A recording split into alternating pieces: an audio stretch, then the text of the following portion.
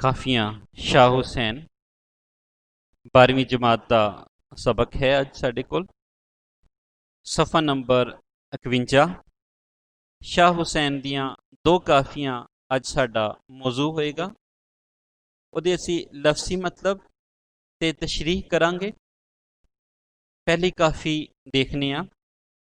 ਮਾਏ ਨੀ ਮੈਂ ਕਹਿਨੂੰ ਆਖਾਂ ਦਰਦ ਵਿਛੋੜੇ ਦਾ ਹਾਲ, ਤੁਆਂ ਤੁਖੇ ਮੇਰੇ ਮੁਰਸ਼ਦ ਵਾਲਾ ਜਾਂ ਫੋਲਾਂ ਤਾਂ ਲਾਲ, ਸੂਲਾਂ ਮਾਰ ਦੀਵਾਨੀ ਕੀਤੀ ਬਿਰਹੋਂ ਪਿਆ ਸਾਡੇ ਖਿਆਲ, ਦੁੱਖਾਂ ਦੀ ਰੋਟੀ ਸੂਲਾਂ ਦਾ ਸਾਲਨ ਆਹੀਂ ਦਾ ਬਾਲਨ ਬਾਲ, ਜੰਗਲ ਬੇਲੇ ਫਿਰਾਂ ਟੁਟੇਂਦੀ ਅਜੇ ਨਾ ਪਾਇਓ ਲਾਲ, ਕਹੇ ਹੁਸੈਨ ਫਕੀਰ ਨਿਮਾਣਾ ਸ਼ੋ ਮਿਲੇ ਤਾਂ ਥੀਵਾਂ ਨਿਹਾਲ। ਮਾਏ ਨੀ ਮੈਂ ਕਿਹਨੂੰ ਆਖਾਂ ਦਰਦ ਵਿਛੋੜੇ ਦਾ ਹਾਲ। ਇਹ ਜਿਹੜਾ ਲਫ਼ਜ਼ ਹੈ ਕਿਹਨੂੰ, ਕੁਝ ਮੁਰਤਬੀਨ ਨੇ ਇਸ ਨੂੰ ਕਹਿਨੂੰ ਵੀ ਲਿਖਿਆ ਹੈ। ਮਾਏ ਨੀ ਮੈਂ ਕਹਿਨੂੰ ਆਖਾਂ, ਇਹ ਜ਼ਿਹਨ ਵਿੱਚ ਰੱਖ ਲੈਣਾ। ਕਹਿਨੂੰ ਤੇ ਕਿਹਨੂੰ ਲਫ਼ਜ਼ੀ ਮਤਲਬ ਤੇ ਇੱਕੋ ਹੀ ਹੈ। ਕਹਿਨੂੰ ਕਿਸ ਨੂੰ, ਮਾਏ ਨੀ ਵਿੱਚ ਪੁਕਾਰ ਹੈ। ਕਿਸੇ ਨੂੰ ਦਰਦ ਤਕਲੀਫ ਪਰੇਸ਼ਾਨੀ ਦੇ ਵਿੱਚ ਜਦੋਂ ਅਸੀਂ ਪੁਕਾਰਨੇ ਆ ਮਾਏ ਨੀ, ਯਾਨੀ ਆਪਣਾ ਜਿਹੜਾ ਜਜ਼ਬਾ ਜਿਹੜਾ ਹੈ ਸ਼ਿੱਦਤ ਜਜ਼ਬਾ ਉਹ ਵਿੱਚ ਨਜ਼ਰ ਆ ਰਿਹਾ ਹੈ। ਦਰਦ ਤਕਲੀਫ ਪੀੜ ਨੂੰ ਕਹਿੰਦੇ ਨੇ, ਵਿਛੋੜਾ ਅਲੈਦਗੀ ਨੂੰ, ਵਿਛੜ ਜਾਣ ਨੂੰ, ਹਿਜਰ ਨੂੰ ਕਹਿੰਦੇ ਨੇ। ਹਾਲ ਜਿਹੜੀ ਹੈ ਉਹ ਸਾਡੀ ਮੌਜੂਦਾ ਕੈਫੀਅਤ ਹੈ, ਔਰ ਉਸ ਦਰਦ ਦੀ ਕੈਫੀਅਤ ਦੇ ਵਿੱਚ ਜਿਹੜੀ ਪੁਕਾਰ ਹੈ ਇਨਸਾਨ ਦੀ ਉਹ ਮਾਂ ਨੂੰ ਹੀ ਹੈ। ਮਾਏ ਨੀ ਤੁਆਂ ਤੁਖੇ ਯਾਨੀ ਤੂੰ ਤੁਖ ਰਿਹਾ, ਜਿਹਦੇ ਵਿੱਚ ਯਾਨੀ ਅੱਗ ਦਾ ਕਿਸੇ ਨਾ ਕਿਸੇ ਪਾਸੇ ਤਸਵੁਰ ਜਿਹੜਾ ਹੈ ਉਹ ਵੀ ਸਾਨੂੰ ਨਜ਼ਰ ਆਏਗਾ ਕਿ ਅੱਗ ਕਿਧਰੇ ਬਲੀ ਸੀ ਤੇ ਧੂਆਂ ਨਿਕਲਿਆ ਹੈ। ਔਰ ਅੱਗ ਕਿਸਨੇ ਬਾਲੀ ਸੀ, ਤੁਆਂ ਤੁਖੇ ਮੇਰੇ ਮੁਰਸ਼ਦ ਵਾਲਾ, ਕਿ ਮੇਰੇ ਮੁਰਸ਼ਦ ਨੇ। ਮੁਰਸ਼ਦ ਕਹਿੰਦੇ ਨੇ ਉਸਤਾਦ ਨੂੰ, ਜਾਂ ਕਹਿੰਦੇ ਨੇ ਜੇ ਅਗਰ। ਫੋਲਾਂ ਦਾ ਮਤਲਬ ਫਰੋਲਣਾ, ਲੱਭਣਾ, ਤਲਾਸ਼ ਕਰਨਾ। ਲਾਲ ਕਹਿੰਦੇ ਨੇ ਮਹਿਬੂਬ ਨੂੰ, ਕੀਮਤੀ ਮੋਤੀ ਨੂੰ ਵੀ ਕਹਿੰਦੇ ਨੇ, ਔਰ ਲਾਲ ਜਿਹੜਾ ਹੈ ਉਹ ਅੰਗਿਆਰੇ ਦੇ ਵਾਸਤੇ ਵੀ ਹੈ। ਸੂਲਾਂ ਮਾਰ ਦੀਵਾਨੀ ਕੀਤੀ, ਸੂਲ ਕਹਿੰਦੇ ਨੇ ਕੰਡੇ ਨੂੰ, ਪੀੜ ਨੂੰ ਵੀ ਕਹਿੰਦੇ ਨੇ, ਦਰਦ ਨੂੰ ਵੀ ਕਹਿੰਦੇ ਨੇ ਸੂਲ। ਦੀਵਾਨੀ ਝੱਲੀ, ਪਾਗਲ ਨੂੰ ਵੀ ਕਹਿੰਦੇ ਨੇ, ਜ਼ਿਹਨੀ ਤੌਰ ਤੇ ਥੋੜੀ ਜੀ ਹਿੱਲੀ ਹੋਈ। ਬਿਰਹਾ ਕਹਿੰਦੇ ਨੇ ਵਿਛੋੜੇ ਨੂੰ, ਅਲੈਦਗੀ ਨੂੰ, ਵਿਛੜ ਜਾਣ ਨੂੰ, ਫਰਾਕ ਨੂੰ, ਔਰ ਸੈਪਰੇਸ਼ਨ। ਸਾਡੇ ਖਿਆਲ, ਖਿਆਲ ਤਸਵੁਰ ਸੋਚ। ਦੁੱਖਾਂ ਦੀ ਰੋਟੀ ਯਾਨੀ ਕਿ ਦੁੱਖ ਤਕਲੀਫ ਪਰੇਸ਼ਾਨੀ ਦੀ ਜਿਹੜੀ ਰੋਟੀ ਖਾ ਰਹੇ ਹਾਂ। ਸੂਲਾਂ ਦਾ ਸਾਲਨ, ਸੂਲ ਕਹਿੰਦੇ ਨੇ ਕੰਡਿਆਂ ਨੂੰ। ਆਹੀਂ ਦਾ ਬਾਲਨ, ਆਹੀਂ ਆਹ ਤੋਂ, ਆਹ ਦਾ ਜਿਹੜਾ ਜਮਾ ਹੈ ਉਹ ਆਹੀਂ। ਬਾਲਨ ਕਹਿੰਦੇ ਨੇ ਈਂਧਨ, ਲੱਕੜੀਆਂ ਵਗੈਰਾ ਜਦੋਂ ਬਾਲੀਆਂ ਜਾਂਦੀਆਂ ਨੇ ਉਹ ਬਾਲਨ ਹੈ, ਈਂਧਨ ਹੈ। ਸਾਲਨ ਜਿਹੜਾ ਹੈ ਸਲੂਣਾ ਤੋਂ ਲਫ਼ਜ਼ੀ ਮਤਲਬ ਨਿਕਲਿਆ। ਸਲੂਣਾ ਕਹਿੰਦੇ ਨੇ ਨਮਕੀਨ ਸ਼ੈ ਨੂੰ। ਸਲੂਣਾ ਜਾਂ ਸਲੂਣੇ ਚੌਲ ਪਕਾ ਲਓ, ਜਾਂ ਸਲੂਣਾ ਅੱਜ ਵੀ ਪਿੰਡਾਂ ਥਾਵਾਂ ਤੇ ਸਲੂਣਾ ਚ ਕੀ ਪਕਾਇਆ, ਯਾਨੀ ਕਿ ਸਲੂਣਾ ਨਮਕੀਨ ਜਿਹੜੀ ਹਾਂਡੀ ਹੈ ਪੱਕੀ ਹੋਈ ਜਿਸ ਨਾਲ ਰੋਟੀ ਖਾਧੀ ਜਾਂਦੀ ਹੈ, ਉਸ ਨੂੰ ਅਸੀਂ ਸਾਲਨ ਕਹਿੰਦੇ ਹਾਂ। ਜੰਗਲ ਬੇਲੇ ਯਾਨੀ ਕਿ ਬਹੁਤ ਜ਼ਿਆਦਾ ਵਿਰਾਨ ਬਿਆਬਾਨ ਜਿਹੜੀਆਂ ਥਾਵਾਂ ਨੇ ਉਸ ਨੂੰ ਜੰਗਲ ਬੇਲੇ ਕਿਹਾ ਜਾ ਰਿਹਾ ਹੈ। ਫਿਰਾਂ ਲੱਭਣਾ, ਭਾਲ ਕਰਨਾ, ਤਲਾਸ਼ ਕਰਨਾ। ਟੁੰਡੇਂਦੀ ਤਲਾਸ਼ ਕਰਦੀ, ਢੂੰਡੇਂਦੀ ਤਲਾਸ਼ ਕਰਦੀ, ਲੱਭਦੀ।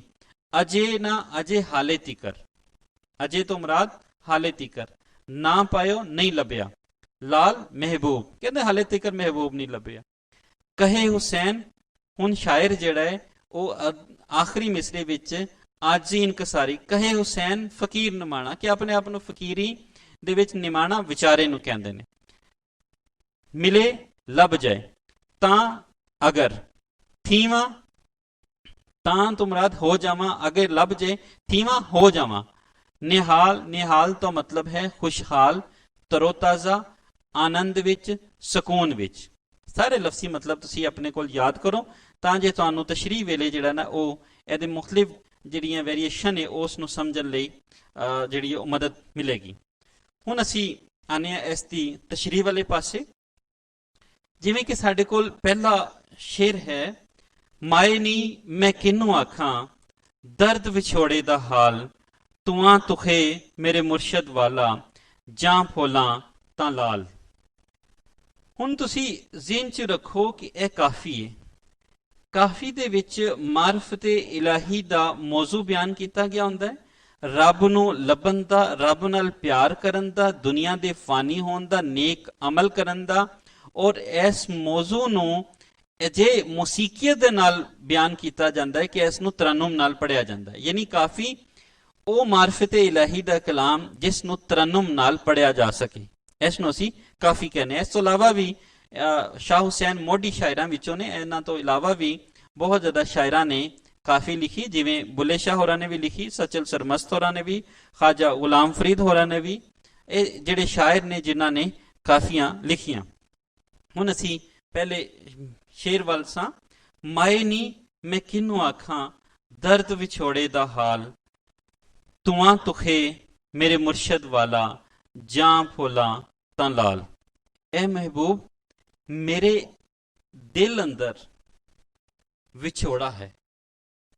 ਹੁਣ ਪੁਕਾਰ ਮਾਂ ਨੂੰ ਰਿਹਾ ਹੈ ਤਾਂ ਜੋ ਆਪਣੇ ਹਿਜਰ ਤੇ ਫਰਾਕ ਦੀ ਕੈਫੀਅਤ ਨੂੰ ਬਿਆਨ ਕਰ ਸਕੇ, ਆਪਣੇ ਦਿਲ ਦੀ ਕੈਫੀਅਤ ਨੂੰ ਦੱਸ ਸਕੇ। ਕਿਸ ਨੂੰ ਆਖਾਂ ਕਿ ਮੈਂ ਕਿਹਨੂੰ ਆਖਾਂ ਕਿ ਮੇਰੀ ਕੈਫੀਅਤ, ਮੇਰੀ ਤਕਲੀਫ, ਮੇਰੀ ਪਰੇਸ਼ਾਨੀ ਨੂੰ ਕੋਈ ਸਮਝ ਨਹੀਂ ਰਿਹਾ। ਦਰਦ ਵਿਛੋੜੇ ਦਾ ਹੈ। ਇਹ ਵਿਛੋੜਾ ਕੀ ਹੈ? ਇਹ ਵਿਛੋੜਾ ਹੈ ਇਸ਼ਕ ਹਕੀਕੀ ਦਾ। ਆਪਣੇ ਰੱਬ ਦੇ ਨਾਲ ਜਦੋਂ ਇਸ਼ਕ ਕੀਤਾ ਜਾਵੇ ਤੇ ਫਿਰ ਇਨਸਾਨ ਨੂੰ ਅਹਿਸਾਸ ਹੁੰਦਾ ਹੈ ਕਿ ਉਸ ਦੀ ਜਿਹੜੀ ਜ਼ਿੰਦਗੀ ਹੈ ਉਸ ਨੂੰ ਬੇਮਾਨੀ ਕਰ ਰਹੀ ਹੈ ਔਰ ਉਸ ਨੂੰ ਵਿਛੋੜੇ ਦੇ ਵਿੱਚ ਲੈ ਕੇ ਆ ਰਹੀ ਹੈ। ਔਰ ਫਿਰ ਇਹਦਾ ਅਹਿਸਾਸ ਜਿਹੜਾ ਹੈ ਉਹ ਇੱਕ ਸੂਫੀ ਨਹੀਂ ਹੋ ਸਕਦਾ ਹੈ। ਉਹ ਸੂਫੀ ਦੀਆਂ ਫਿਰ ਅੱਗੇ ਜਿਹੜੀਆਂ ਮੰਜ਼ਲਾਂ ਨੇ, ਵਹਦਤੁਲ ਵਜੂਦ ਤੇ ਵਹਦਤ ਸ਼ਹੂਦ, ਉਹ ਮੰਜ਼ਲਾਂ ਦੇ ਵਿੱਚ ਉਸ ਨੂੰ ਅਹਿਸਾਸ ਹੋ ਸਕਦਾ ਹੈ। ਜਦੋਂ ਇੱਕ ਸੂਫੀ ਨੂੰ ਅਹਿਸਾਸ ਹੁੰਦਾ ਹੈ ਕਿ ਇਹ ਜੀਵਣਾ ਜਿਹੜਾ ਹੈ, ਇਹ ਜ਼ਿੰਦਗੀ ਗੁਜ਼ਾਰਨਾ ਹੈ, ਇਹ ਲਮਹਾ ਲਮਹਾ ਜਿਹੜਾ ਸਾਹ ਲੈਣਾ ਹੈ ਉਹ ਆਪਣੇ ਮਹਿਬੂਬ ਤੋਂ ਦੂਰੀ ਹੈ। ਔਰ ਇਹ ਜਿਹੜਾ ਲਮਹਾ ਲਮਹਾ ਜਿਹੜੀ ਜ਼ਿੰਦਗੀ ਵੱਧ ਰਹੀ ਹੈ, ਜ਼ਿੰਦਗੀ ਮੁੱਕ ਰਹੀ ਹੈ, ਉਹ ਅਸਲ ਵਿੱਚ ਮਹਿਬੂਬ ਦੇ ਨਾਲ ਮਿਲਣ ਦੀ ਜਿਹੜੀਆਂ ਘੜੀਆਂ ਜਿਹੜੀਆਂ ਨੇ ਉਹ ਨੇੜੇ ਆ ਰਹੀਆਂ ਨੇ। ਔਰ ਫਿਰ ਉਸੇ ਵਿਛੋੜੇ, ਤਕਲੀਫ, ਪਰੇਸ਼ਾਨੀ ਨੂੰ, ਦੁਨੀਆ ਨੂੰ, ਜਿਹੜਾ ਦੁਨੀਆ ਦੇ ਵਿੱਚ ਜਿਹੜੇ ਰੰਗ ਨੇ, ਦੁਨੀਆ ਦੇ ਵਿੱਚ ਜਿਹੜੀਆਂ ਵਿਛੋੜੇ ਨੇ, ਉਹ ਉਸ ਨੂੰ ਬੇਮਾਨੀ ਸਮਝਦਾ ਹੈ। ਉਹ ਕਹਿੰਦਾ ਕਿ ਮੇਰੀ ਮੰਜ਼ਿਲ ਜਿਹੜੀ ਹੈ ਉਹ ਆਪਣੇ ਰੱਬ ਦੇ ਨਾਲ ਵਸਲਦੀ ਹੈ। ਔਰ ਉਸੇ ਇਸ਼ਕ ਹਕੀਕੀ ਦੀ ਤੜਪ ਵਿੱਚ, ਉਸੇ ਹੀ ਇਸ਼ਕ ਹਕੀਕੀ ਦੀ ਤੜਪ ਦੇ ਨਾਲ ਹੀ ਉਹ ਜਿੰਦਾ ਹੈ, ਉਹ ਜਾਗਦਾ ਹੈ ਔਰ ਉਹੀ ਖਿਆਲ ਉਸ ਨੂੰ ਹਰ ਲਮਹੇ ਆਉਂਦੇ ਨੇ। ਦੂਜਾ ਮਿਸਰਾ ਜਦੋਂ ਅਸੀਂ ਦੇਖਣੇ ਆ, ਤੂਆਂ ਤੁਖੇ ਮੇਰੇ ਮੁਰਸ਼ਦ ਵਾਲਾ, ਜਦੋਂ ਮੇਰੇ ਮੁਰਸ਼ਦ ਨੇ ਜਿਹੜੀ ਗੱਲ ਮੈਨੂੰ ਦੱਸੀ ਸੀ ਉਹਦੀ ਗੱਲ ਨੂੰ ਮੈਂ ਸਮਝਣਾ ਹਾਂ ਤੇ ਫਿਰ ਮੈਨੂੰ ਅੰਦਾਜ਼ਾ ਹੁੰਦਾ ਹੈ, ਜਾਂ ਫੁੱਲਾਂ ਤਾਂ ਲਾਲ, ਕਿ ਮੇਰੇ ਅੰਦਰ ਵੀ ਮੇਰਾ ਮਹਿਬੂਬ ਹੈ, ਕਿ ਮੇਰੇ ਅੰਦਰ ਜਿਹੜੀ ਅੱਗ, ਜਿਹੜੀ ਮੇਰੇ ਅੰਦਰ ਜਿਹੜੀ ਤੜਪ ਜਿਹੜੀ ਮੇਰੇ ਮੁਰਸ਼ਦ ਨੇ ਲਾਈ ਸੀ, ਅਗਰ ਮੇਰਾ ਮੁਰਸ਼ਦ ਨਾ ਹੁੰਦਾ ਤੇ ਮੈਨੂੰ ਉਹ ਤੜਪ ਹੀ ਨਾ ਮਿਲਦੀ, ਉਹ ਇਸ਼ਕ ਹੀ ਨਾ ਮਿਲਦਾ, ਉਹ ਜਜ਼ਬਾ ਹੀ ਨਾ ਮਿਲਦਾ ਜਿਸ ਨਾਲ ਮੇਰੇ ਅੰਦਰ ਵਸਲ ਦੀ ਤੜਪ ਜਿਹੜੀ ਹੈ ਉਹ ਵੱਧ ਰਹੀ ਹੈ ਤੇ ਹਿਜਰ ਤੇ ਵਿਛੋੜੇ ਦਾ ਦਰਦ ਜਿਹੜਾ ਹੈ ਉਹ ਮੇਰੇ ਕੋਲ ਹੈ। ਐਸੇ ਹੀ ਮੌਜ਼ੂ ਨੂੰ ਸਾਡੇ ਪੰਜਾਬੀ ਜ਼ੁਬਾਨ ਦੀ ਇੱਕ ਹੋਰ ਅਜ਼ੀਮ ਸੂਫੀ ਸ਼ਾਇਰ ਹਜ਼ਰਤ ਸੁਲਤਾਨ ਬਾਹੂ ਹੋਰਾਂ ਨੇ ਵੀ ਇਸ ਤਰ੍ਹਾਂ ਬਿਆਨ ਕੀਤਾ ਹੈ।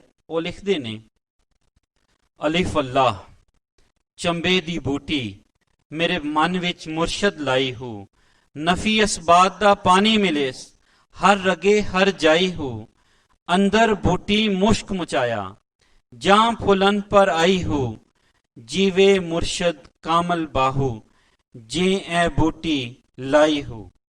कि जिसने यह बूटी लाती, जिन्हें यह पौधा लाता, जिन्हें मेरे अंदर यह तड़प पैदा करती, वो मेरा मुर्शद है। शाह हुसैन दे मुर्शदां दे हवाले नाल जे असीं गल करिए ते शेख सादुल्ला ते शेख बहलोल वो इंसान सन, वो मुर्शद सन जिन्हां ने इश्क हकीकी दी ਤੜਪ ਜਿਹੜੀ ਹੈ ਸ਼ਾਹ ਹੁਸੈਨ ਦੇ ਦਿਲ ਵਿੱਚ ਲਾਤੀ, ਔਰ ਉਸੇ ਹੀ ਇਸ਼ਕ ਦੇ ਵਿੱਚ ਉਹ ਆਪਣੇ ਆਪ ਨੂੰ ਗਵਾ ਬੈਠੇ, ਔਰ ਉਹਨਾਂ ਤੇ ਮਜਜ਼ੂਬੀ ਕੈਫੀਅਤ ਵੀ ਤਾਰੀ ਰਹੀ, ਔਰ ਉਹਨਾਂ ਨੂੰ ਇੰਜ ਲੱਗਾ ਕਿ ਜਿਵੇਂ ਦੁੱਖਾਂ, ਦਰਦਾਂ, ਤਕਲੀਫਾਂ ਨੇ ਸਾੜ ਕੇ ਸਵਾਹ ਕਰ ਦਿੱਤਾ ਹੈ, ਔਰ ਇਸ਼ਕ ਦੀ ਰਾਹ ਉੱਤੇ ਉਹ ਅਗਲੀਆਂ ਮੰਜ਼ਲਾਂ ਵਿੱਚ ਹੀ ਚਲੇ ਗਏ। ਔਰ ਇਸ਼ਕ ਦੀ ਜਿਹੜੀ ਅੱਗ ਜਿਹੜੀ ਭੜਕਾਈ ਹੋਈ ਸੀ ਉਸ ਨੇ ਕੀ ਅਸਰ ਕੀਤਾ, ਅਗਲੇ ਦੋ ਸ਼ੇਰਾਂ ਵਿੱਚ ਵੇਖਨੇ ਆ। ਸੂਲਾਂ ਮਾਰ ਦੀਵਾਨੀ ਕੀਤੀ, ਬਿਰਹੋਂ ਪਿਆ ਸਾਡੇ ਖਿਆਲ, ਦੁੱਖਾਂ ਦੀ ਰੋਟੀ ਸੂਲਾਂ ਦਾ ਸਾਲਨ, ਆਹੀਂ ਦਾ ਬਾਲਨ ਵਾਲ। ਕਹਿੰਦੇ ਕਿ ਜਦੋਂ ਇਸ ਇਸ਼ਕ ਦੀ ਤੜਪ ਲੱਗ ਗਈ ਤੇ ਮੇਰੇ ਕੋਲ ਇੱਕ ਪਲ ਵੀ ਸਕੂਨ ਨਹੀਂ ਸੀ, ਤੇ ਮੈਨੂੰ ਇੰਜ ਲੱਗਦਾ ਜਿਵੇਂ ਮੈਂ ਆਪਣੀ ਜ਼ਿਹਨੀ ਕੈਫੀਅਤ ਤੋਂ, ਜਿਹੜੀ ਇਹ ਸਹੀ ਕੈਫੀਅਤ ਹੈ, ਉਸ ਤੋਂ ਦੂਰ ਹੋ ਗਿਆ ਹੋਵਾਂ, ਕਿ ਉਸ ਨੂੰ ਬੇਚੈਨੀ ਦੇ ਵਿੱਚ ਇਸ ਤਰ੍ਹਾਂ ਹੋ ਗਿਆ ਕਿ ਉਹ ਝੱਲ ਵਲੱਲਾ, ਯਾਨੀ ਆਪਣੇ ਆਪ ਨੂੰ ਪਾਗਲਪਨ ਦੀ ਹੱਦ ਤੱਕ ਜਿਹੜਾ ਲੈ ਗਿਆ। ਫਿਰ ਕਿਉਂ ਜੇ ਹਰ ਲਮਹੇ 24 ਘੰਟੇ ਇੱਕੋ ਹੀ ਖਿਆਲ ਆਵੇ, ਬਿਰਹਾ ਬਿਰਹਾ ਬਿਰਹਾ ਤੂੰ ਸੁਲਤਾਨ, ਕਿ ਬਿਰਹਾ ਬਿਰਹਾ ਹੀ ਆ ਰਿਹਾ ਹੈ, ਔਰ ਉਹ ਵਿਛੋੜਾ ਹੈ, ਔਰ ਉਸ ਨੂੰ ਤੜਪ ਹੈ ਵਸਲ ਦੀ। ਔਰ ਇਹ ਜਿਹੜਾ ਫਿਰ ਕੀ ਹੁੰਦਾ, ਦੁੱਖਾਂ ਦੀ ਰੋਟੀ ਸੋਲਾਂ ਦਾ ਸਾਲਨ, ਆਹੀਂ ਦਾ ਬਾਲਨ ਬਾਲ। ਕੋਈ ਤੇ ਬਾਲਨ ਹੁੰਦਾ ਨਾ ਕੋਈ ਸ਼ੈ ਪਕਾਉਣ ਲਈ, ਔਰ ਇੱਥੇ ਜਿਹੜਾ ਬਾਲਨ ਹੈ ਆਵਾਂ ਦਾ ਹੈ, ਹਾਵਾਂ ਦਾ ਹੈ। ਆਹ ਦੀ ਜਮਾ ਆਹੀਂ, ਹਾਵਾਂ ਜਿਹੜੀਆਂ ਨੇ, ਔਰ ਹਾਵਾਂ ਦਾ ਬਾਲਨ ਦੇ ਉੱਤੇ ਰੋਟੀ ਪੱਕ ਰਹੀ ਹੈ, ਔਰ ਉਹਦੇ ਉੱਤੇ ਸਲੂਣਾ ਸਾਲਨ ਪੱਕ ਰਿਹਾ ਹੈ। ਔਰ ਜਦੋਂ ਹਾਵਾਂ ਦੇ ਉੱਤੇ ਰੋਟੀ ਤੇ ਸਾਲਨ ਪੱਕ ਕੇ ਜਦੋਂ ਖਾਇਆ ਜਾ ਰਿਹਾ ਹੈ, ਕੀ ਉਹ ਖਾਧਾ ਜਾਏਗਾ? ਇਹ ਇਸ਼ਕ ਦੀ ਬੇਚੈਨੀ ਹੈ ਕਿ ਉਸ ਨੂੰ ਖਾਣਾ ਪੀਣਾ ਭੁੱਲ ਜਾਂਦਾ ਹੈ। ਔਰ ਫਿਰ ਜਿਹੜੇ ਕੰਢੇ ਵੱਜ ਰਹੇ ਨੇ, ਸੂਲਾਂ ਮਾਰ ਦੀਵਾਨੀ ਕੀਤੀ, ਜਿਹੜਾ ਸੀ ਕੰਢੇ ਵੱਜ ਰਹੇ ਨੇ ਉਸ ਨੂੰ ਦੀਵਾਨੇ ਵਾਲੇ ਪਾਸੇ, ਦੀਵਾਨਗੀ ਵਾਲੇ ਪਾਸੇ ਲੈ ਗਏ ਨੇ। ਔਰ ਹਰ ਲਮਹੇ ਜਦੋਂ ਬਿਰਹਾ ਦਾ ਖਿਆਲ ਹੈ, ਵਿਛੋੜੇ ਦਾ ਖਿਆਲ ਹੈ, ਤੇ ਫਿਰ ਖਾਣਾ ਪੀਣਾ ਭੁੱਲ ਗਿਆ। ਯਾਨੀ ਉਸ ਨੂੰ ਜਦੋਂ ਖਾਣਾ ਪੀਣਾ ਭੁੱਲ ਗਿਆ, ਤੇ ਮੁਰਾਦ ਇੱਥੋਂ ਅਸੀਂ ਇੱਕ ਹੋਰ ਮਾਨੀ ਵੀ ਕੱਢ ਸਕਨੇ ਆ ਕਿ ਦੁਨੀਆ ਨਾਲ ਮੁਹੱਬਤ ਜਿਹੜੀ ਖਤਮ ਹੋ ਗਈ, ਦੁਨੀਆਦਾਰੀ ਨਾਲ ਮੁਹੱਬਤ ਖਤਮ ਹੋ ਗਈ, ਦੁਨੀਆ ਨੂੰ ਸੰਵਾਰਨ ਨਾਲ ਮੁਹੱਬਤ ਖਤਮ ਹੋ ਗਈ। ਫਿਰ ਉਸ ਦਾ ਹਮੇਸ਼ਾ ਵਾਸਤੇ ਜਿਹੜੀ ਨਜ਼ਰ ਹੈ ਉਹ ਆਖਰਤ ਤੇ ਚਲੇਗੀ, ਉਹ ਉਸ ਵਸਲ ਤੇ ਚਲੇਗੀ ਜਿਹਦੇ ਵਿੱਚ ਉਹਦਾ ਮਹਿਬੂਬ ਸਾਹਮਣੇ ਹੈ, ਔਰ ਮਹਿਬੂਬ ਦੀਆਂ ਜਲਵਿਆਂ ਦੇ ਵਿੱਚ ਉਹ ਆਪਣੇ ਆਪ ਨੂੰ ਗਵਾ ਬੈਠਾ ਹੈ। ਜਦੋਂ ਮਹਿਬੂਬ ਦੇ ਜਲਵੇ ਸਾਹਮਣੇ ਹੋਣ ਤੇ ਕੋਈ ਪਕਵਾਨ ਵੀ ਸਵਾਦੀ ਨਹੀਂ ਲੱਗਦੇ। ਇਹ ਇੱਕ ਖੂਬਸੂਰਤ ਜਿਹੜਾ ਅਹਿਸਾਸ ਹੈ ਮਹਿਬੂਬ ਨੂੰ ਮਿਲਣ ਦਾ, ਉਹ ਇਨਸਾਨੀ ਖੂਬਸੂਰਤੀ ਜਾਂ ਦੁਨੀਆ ਦੀ ਖੂਬਸੂਰਤੀ ਨੂੰ ਇਨਸਾਨ ਨੂੰ ਦੂਰ ਕਰ ਦਿੰਦੀ ਹੈ, ਔਰ ਉਸ ਨੂੰ ਭੁਲਾ ਦਿੰਦੀ ਹੈ। ਔਰ ਸ਼ਾਹ ਹੁਸੈਨ ਹੋਰੀ ਵੀ ਐਸੇ ਹੀ ਰੋਟੀ ਤੇ ਸੂਲਾਂ ਦੇ ਸਾਲਨ ਨੂੰ ਜਿਹੜੇ ਨੇ ਉਹ ਪਸੰਦ ਨਹੀਂ ਕਰਦੇ। ਉਹ ਸਗੋਂ ਕਹਿੰਦੇ ਨੇ ਕਿ ਮੈਂ ਹਿਜਰ ਦੇ ਤੜਪ ਦੇ ਵਿੱਚ ਹਾਂ, ਪਰ ਮੈਨੂੰ ਵਸਲ ਦੀ ਆਸ ਵੀ ਜਿਹੜੀ ਹੈ ਉਹ ਮੁੱਕੀ ਨਹੀਂ, ਔਰ ਵਸਲ ਦੀ ਆਸ ਜਿਹੜੀ ਹੈ ਉਹ ਉਹਨਾਂ ਨੂੰ ਹੀ ਜੰਗਲ ਬੇਲੇ ਲੈ ਜਾਂਦੀ ਹੈ। ਜੰਗਲ ਬੇਲੇ ਫਿਰਾਂ ਢੁੰਡਿੰਦੀ, ਅਜੇ ਨਾ ਪਾਇਓ ਲਾਲ। ਕਹਿੰਦੇ ਮੈਨੂੰ ਜੰਗਲ ਬੇਲੇ ਵੀ ਗਿਆ, ਚਰਾਗਾਹਾਂ 'ਚ, ਬਿਆਬਾਨਾਂ 'ਚ, ਵਿਰਾਨਿਆਂ 'ਚ ਮੈਂ ਆਪਣੇ ਮਹਿਬੂਬ ਨੂੰ ਪਾਲ ਰਿਹਾ, ਮੈਨੂੰ ਮਹਿਬੂਬ ਨਹੀਂ ਲੱਭ ਰਿਹਾ। ਮੈਨੂੰ ਮਹਿਬੂਬ ਦੀ ਤਾਂਗ ਹੈ, ਮੈਨੂੰ ਮਹਿਬੂਬ ਦੀ ਚਾਹਤ ਹੈ, ਮੈਨੂੰ ਮਹਿਬੂਬ ਹੀ ਮਹਿਬੂਬ ਨਜ਼ਰ ਆਉਂਦਾ ਹਰ ਪਾਸੇ। ਕਹੇ ਹੁਸੈਨ ਫਕੀਰ ਨਿਮਾਣਾ।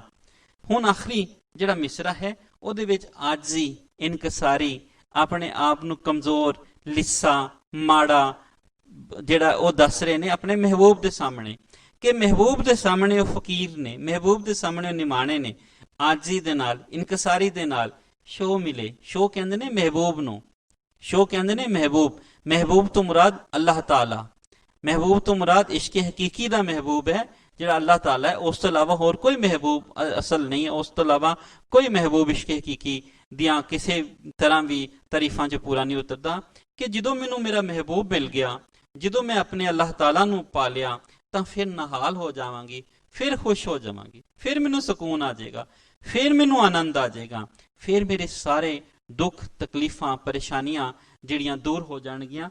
ਔਰ ਮੈਨੂੰ ਹਿਜਰ ਤੇ ਫਰਾਕ ਦੇ ਵਿੱਚ ਜਿਹੜੀਆਂ ਤਕਲੀਫਾਂ, ਦਰਦਾਂ ਮੈਨੂੰ ਮਿਲੀਆਂ, ਜਿਸ ਨੇ ਮੇਰੀ ਰੋਟੀ ਦੁੱਖਾਂ ਦੀ ਕਰਤੀ, ਸਾਲਨ ਨੂੰ ਸੂਲਾਂ ਦਾ ਕਰਤਾ, ਜਿਸ ਨੇ ਮੈਨੂੰ ਦੀਵਾਨਿਆਂ ਵਾਂਗ ਕਰਤਾ, ਔਰ ਮੇਰੇ ਇੱਕ ਇੱਕ ਲਮਹੇ ਨੂੰ ਮੇਰੇ ਵਾਸਤੇ ਬੇਚੈਨੀ ਦਾ ਸਬਬ ਕਰਤਾ, ਉਹ ਸੀ ਮੇਰਾ ਮਹਿਬੂਬ। ਔਰ ਫਿਰ ਜੇ ਮੈਨੂੰ ਮੇਰਾ ਮਹਿਬੂਬ ਮਿਲ ਗਿਆ ਤਾਂ ਫਿਰ ਮੈਂ ਨਿਹਾਲ ਹੋ ਜਾਵਾਂਗੀ, ਫਿਰ ਮੇਰੇ ਸਾਰੇ ਦੁੱਖ ਖਤਮ ਹੋ ਜਾਣਗੇ, ਮੇਰੇ ਸਾਰੀਆਂ ਪਰੇਸ਼ਾਨੀਆਂ ਖਤਮ ਹੋ ਜਾਣਗੀਆਂ, ਔਰ ਫਿਰ ਮੈਂ ਸਕੂਨ 'ਚ, ਆਨੰਦ ਵਿੱਚ ਆਪਣੇ ਆਪ ਨੂੰ ਮਹਿਸੂਸ ਕਰਨ ਲੱਗ ਪਵਾਂਗਾ। ਇਸ ਸ਼ਾਇਰੀ ਦੇ ਵਿੱਚ, ਇਸ ਕਾਫੀ ਦੇ ਵਿੱਚ ਸ਼ਾਇਰ ਨੇ ਬੜੀ ਖੂਬਸੂਰਤੀ ਦੇ ਨਾਲ ਇਸ਼ਕੇ ਹਕੀਕੀ ਦੇ ਫਲਸਫੇ ਨੂੰ ਸਮੋਇਆ ਹੈ। ਉਹਨਾਂ ਨੇ ਜਿੱਥੇ ਇਸ਼ਕੇ ਹਕੀਕੀ ਦੀਆਂ ਕਈ ਮੰਜ਼ਲਾਂ ਦੱਸੀਆਂ ਨੇ ਕਿ ਮੁਰਸ਼ਦ ਨੇ ਜੋ ਸਬਕ ਪੜ੍ਹਾਇਆ ਇਸ਼ਕੇ ਹਕੀਕੀ ਦਾ, ਉਹਦੇ ਨਾਲ ਹੀ ਧੂੰਆਂ ਉੱਠਿਆ। ਜਦੋਂ ਉਹਦੇ ਨਾਲ ਧੂੰਆਂ ਉੱਠਿਆ ਤੇ ਫਿਰ ਉਸ ਦੀ ਹਾਲਤ ਦੀਵਾਨਿਆਂ ਵਾਂਗ ਹੋ ਗਈ। ਦੁਬਾਰਾ ਤੁਸੀਂ ਕਾਫੀ ਦੇ ਉੱਤੇ ਨਜ਼ਰ ਰੱਖੋ, ਇੱਕ ਇੱਕ ਮਿਸਰੇ ਨੂੰ ਜ਼ਰਾ ਅਸੀਂ ਗੌਰ ਨਾਲ ਵੇਖੀਏ ਕਿ ਜਿਹੜੀ ਦਰਦ ਵਿਛੋੜੇ ਦੀ ਕੈਫੀਅਤ ਹੈ ਉਸ ਨੂੰ ਮੁਰਸ਼ਦ ਨੇ ਹੀ ਦੱਸਿਆ ਸੀ, ਤਾਂ ਉਹ ਕੈਫੀਅਤ ਪੈਦਾ ਹੋਈ ਇਸ਼ਕੇ ਹਕੀਕੀ ਦੇ, ਜਿਸ ਦੇ ਬਾਦੋਂ ਉਹ ਆਪਣੇ ਆਪ ਨੂੰ ਇੰਝ ਸਮਝਣ ਲੱਗਾ ਕਿ ਜਿਵੇਂ ਦੀਵਾਨਿਆਂ ਵਾਂਗ, ਪਾਗਲਾਂ ਵਾਂਗ, ਚੱਲਿਆਂ ਵਾਂਗ ਉਹਦੀ ਹਯਾਤੀ ਹੋ ਗਈ ਏ, ਤੇ ਉਹਦਾ ਖਾਣਾ ਪੀਣਾ ਜਿਹੜਾ ਉਹ ਭੁੱਲ ਗਿਆ, ਤੇ ਫਿਰ ਉਹ ਜੰਗਲ ਵੇਲੇ ਹਰ ਪਾਸੇ ਮਹਿਬੂਬ ਹੀ ਮਹਿਬੂਬ ਨੂੰ ਪਾਲਣ ਲੱਗ ਪਿਆ।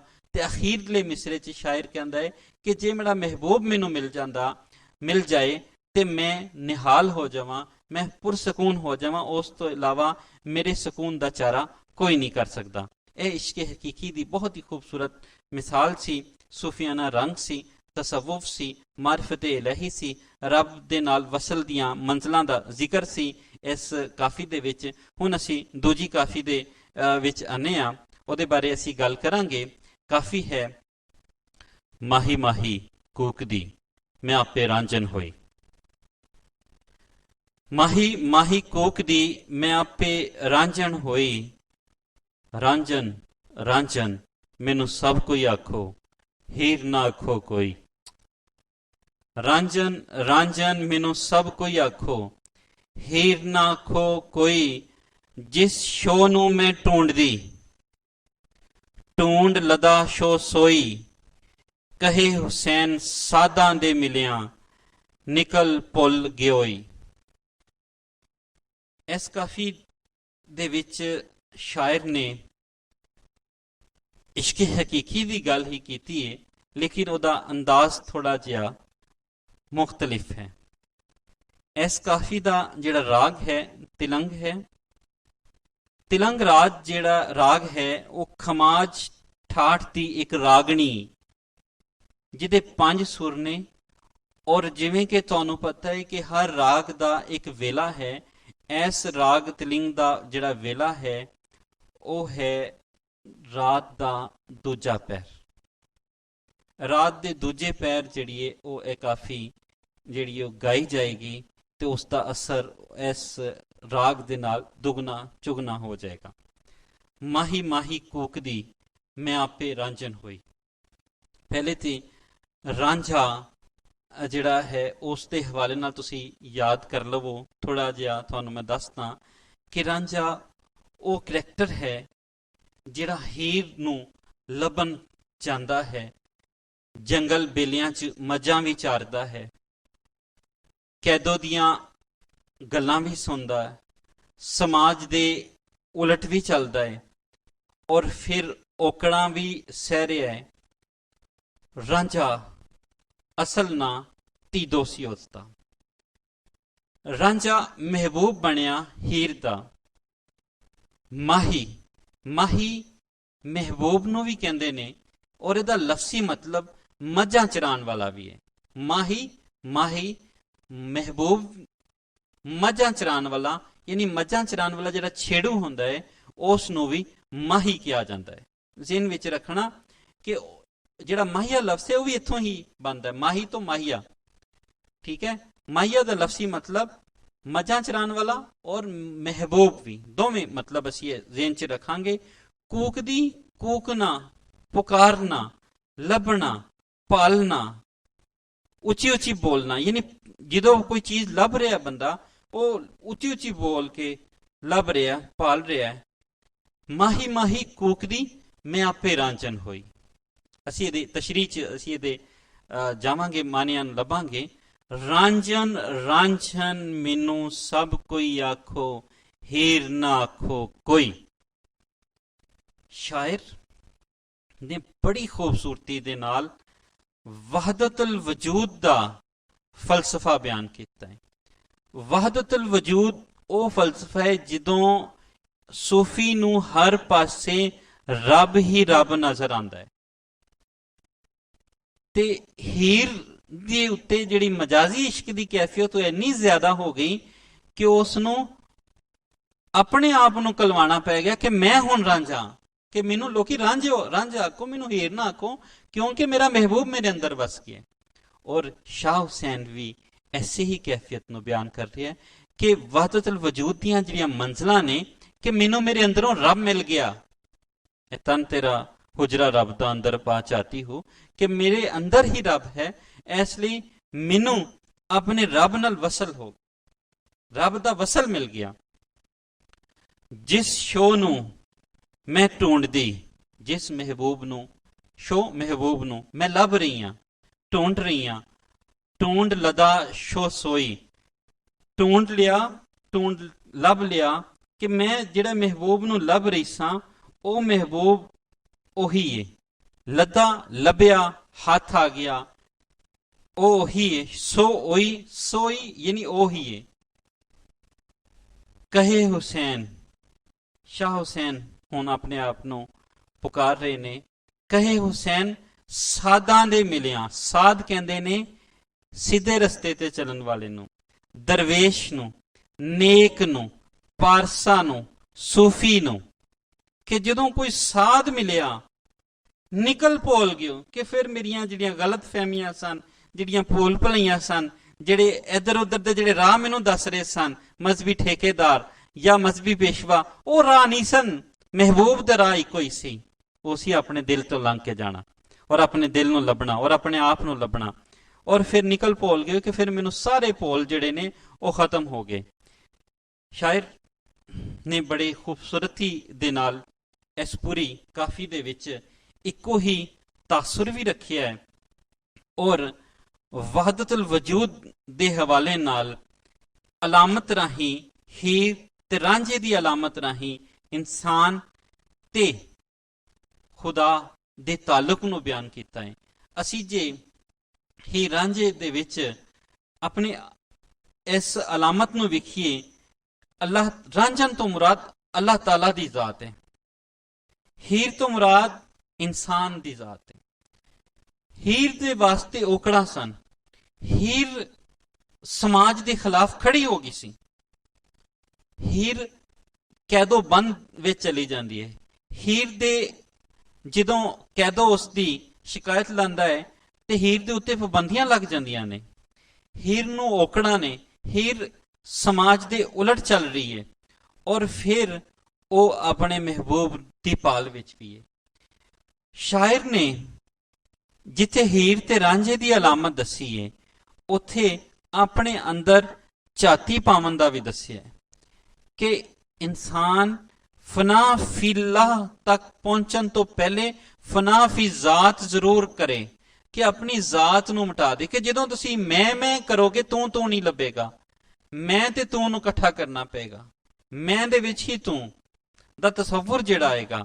ਇਸ਼ਕ ਜਿਹੜਾ ਉਸ ਨੂੰ ਸਿਖਾਉਂਦਾ ਹੈ ਔਰ ਇਸ਼ਕ ਹਕੀਕੀ ਜਿਹੜੀ ਹੈ, ਇਸ਼ਕ ਹਕੀਕੀ ਦੀ ਜਿਹੜਾ ਫਲਸਫਾ ਹੈ ਉਹ ਇਹੀ ਹੈ ਕਿ ਮਹਿਬੂਬ ਨੂੰ ਲੱਭ ਲੋ, ਭਾਵੇਂ ਆਪਣੀ ਜ਼ਾਤ ਗਵਾਚ ਜਾਏ, ਆਪਣੇ ਆਪ ਨੂੰ ਗਵਾ ਕੇ ਹੀ ਮਹਿਬੂਬ ਲੱਭ ਸਕਦਾ ਹੈ।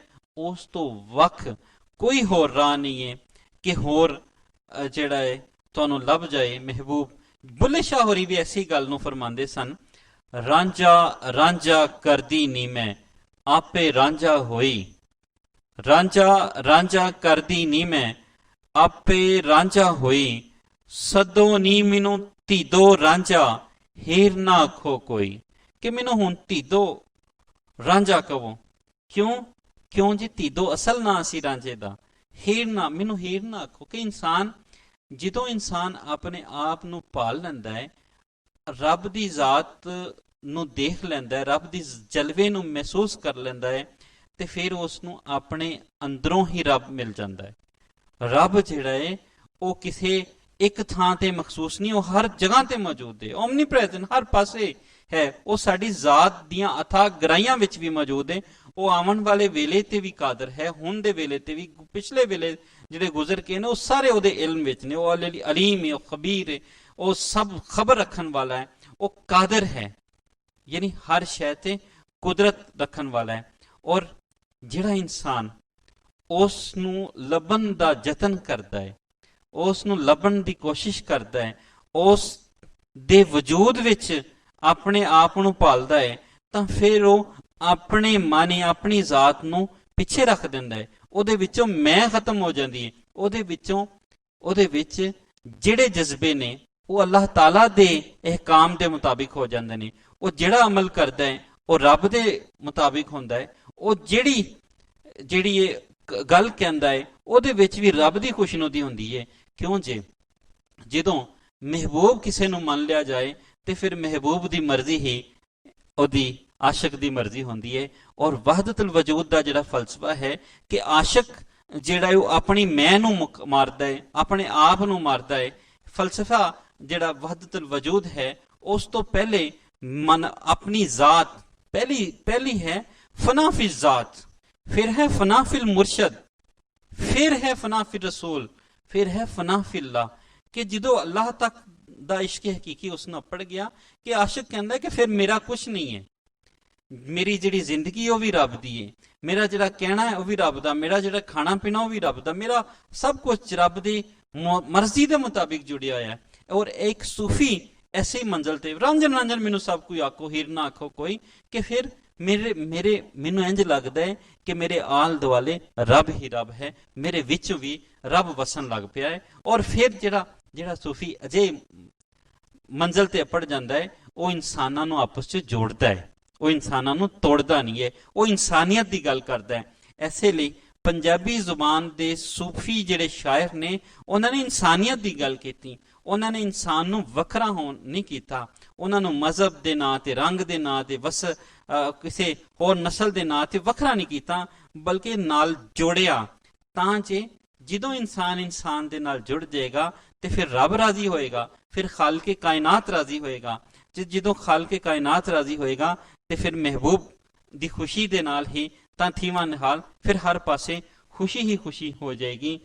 ਸਭ ਕੁਝ ਮੇਰਾ ਤੂੰ, ਯਾਨੀ ਜਦੋਂ ਸ਼ਾਹ ਹੁਸੈਨ ਕਹਿੰਦਾ ਕਹੇ ਹੁਸੈਨ ਫਕੀਰ ਨੂੰ ਮਾਣਾ ਮੈਂ ਨਾ ਹੀ ਸਭ ਤੋਂ, ਕਿ ਮੈਂ ਜਦੋਂ ਕੁਝ ਵੀ ਨਹੀਂ ਆ, ਮੇਰੀ ਤੇ ਜ਼ਿੰਦਗੀ ਹੈ ਹੀ ਨਹੀਂ, ਮੈਂ ਕਦੀ ਵੀ ਨਹੀਂ ਸੀ, ਹੁਣ ਸਭ ਤੂੰ ਹੀ ਤੂੰ ਹੈ। ਤੇ ਫਿਰ ਯਾਨੀ ਕਿ ਇੱਥੇ ਆਪਣੀ ਜ਼ਾਤ ਦੀ ਵੀ ਨਫੀ ਦੀ ਗੱਲ ਹੈ ਔਰ ਮਹਿਬੂਬ ਦੀ ਜ਼ਾਤ ਦੀ ਵੀ ਗੱਲ ਹੈ ਕਿ ਮੈਂ ਕੁਝ ਨਹੀਂ ਹੈ, ਮੇਰਾ ਮਹਿਬੂਬ ਹੀ ਮਹਿਬੂਬ ਹੈ। ਸਿਰਫ ਆਪਣੇ ਮਨ ਅੰਦਰ ਝਾਤੀ ਪਾਵਨ ਦੀ ਲੋੜ ਹੈ, ਆਪਣੀ ਸ਼ਨਾਖਤ ਪਾਲਣ ਦੀ ਲੋੜ ਹੈ। ਜਿਹੜਾ ਇਨਸਾਨ ਆਪਣੀ ਸ਼ਨਾਖਤ ਪਾਲਣ ਲੱਗ ਪੈਂਦਾ ਹੈ, ਜਿਹੜੇ ਆਪਣੇ ਮਨ ਅੰਦਰ ਝਾਤੀ ਮਾਰਨ ਲੱਗ ਪੈਂਦਾ ਹੈ, ਤਾਂ ਫਿਰ ਉਸ ਨੂੰ ਪਤਾ ਲੱਗਦਾ ਹੈ ਕਿ ਉਸ ਦੀ ਜ਼ਾਤ ਦੀ ਤੇ ਕੋਈ ਅਹਿਮੀਅਤ ਹੀ ਨਹੀਂ, ਉਹ ਕਿਸੇ ਲਮਹੇ ਵੀ ਖਤਮ ਹੋ ਸਕਦੀ ਹੈ। ਇਹ ਸੂਫੀਆਨਾ ਰੰਗ ਹੈ, ਇਹ ਮਾਰਫਤ ਇਲਾਹੀ ਹੈ, ਇਹ ਇਰਫਾਨ ਇਲਾਹੀ ਹੈ। ਔਰ ਇਹੀ ਆਪਣੀ ਜ਼ਾਤ ਦੀ ਪਛਾਣ ਵੀ ਹੈ।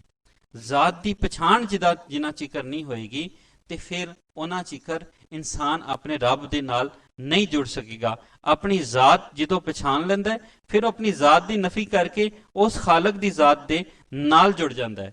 ਆਖਰੀ ਜਿਹੜਾ ਮਿਸਰਾ ਹੈ, ਕਹੇ ਹੁਸੈਨ ਸਾਧਾਂ ਦੇ ਮਿਲਿਆ, ਸਾਧ ਨੇਕ ਲੋਕ ਸਿੱਧੇ ਰਸਤੇ ਤੇ ਪਾਣ ਵਾਲੇ ਨਿਕਲ ਭੋਲ ਗਈ ਹੋਈ। ਫਿਰ ਜਿਹੜੇ ਸਾਰੇ ਮੁਗਾਲਤੇ ਸਨ, ਭੋਲ ਤੋਂ ਮੁਰਾਦ ਮੁਗਾਲਤੇ, ਧੋਖੇ, ਭੁਲੇਖੇ, ਗਲਤ ਫਹਿਮੀਆਂ ਸਨ, ਜਿਹੜੀਆਂ ਮੇਰੀਆਂ ਗਲਤ ਫਹਿਮੀਆਂ ਸਨ ਕਿ ਮੈਂ ਫਲਾਂ ਕਰਾਂਗਾ ਤੇ ਇੰਜ ਹੋਏਗਾ, ਫਲਾਂ ਕਰਾਂਗਾ। ਜਿਹੜੇ ਮਜ਼ਹਬੀ ਪੇਸ਼ਵਾਵਾਂ ਨੇ ਮੈਨੂੰ ਜਿਹੜੇ ਰਸਤੇ ਦੱਸੇ ਸੀ, ਕਹਿੰਦੇ ਉਹ ਰਸਤੇ ਨਹੀਂ ਹੈ, ਪਹਿਲੇ ਤੇ ਮੈਨੂੰ ਆਪਣੀ ਜ਼ਾਤ ਦੀ ਨਫੀ ਚਾਹੀਦੀ ਹੈ। ਫਿਰ ਕਹਿੰਦੇ ਜਦੋਂ ਮੈਨੂੰ ਕੋਈ ਐਸਾ ਸਾਧੂ ਮਿਲਿਆ, ਨੇਕ ਬੰਦਾ ਮਿਲਿਆ, ਸਿੱਧੇ ਰਸਤੇ ਤੇ ਚੱਲਣ ਵਾਲਾ ਬੰਦਾ ਮਿਲਿਆ, ਤੇ ਫਿਰ ਮੇਰੇ ਸਾਰੇ ਭੋਲ ਚਲੇ ਗਏ।